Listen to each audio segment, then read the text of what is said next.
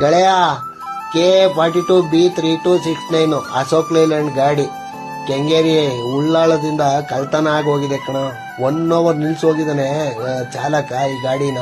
ಮತ್ತೆ ಬಂದು ನೋಡಿದಾನೆ 1 ಅವರ್ ಆದ ನಂತರ ಗಾಡಿ ಮಾಯ ಆಗೋಗಿದೆ ಕಣ. ಈ ಗಾಡಿ ಜೀವನ ಒಂದಲ್ಲ 1000 ಸಮಸ್ಯೆಗಳು ಕಣ.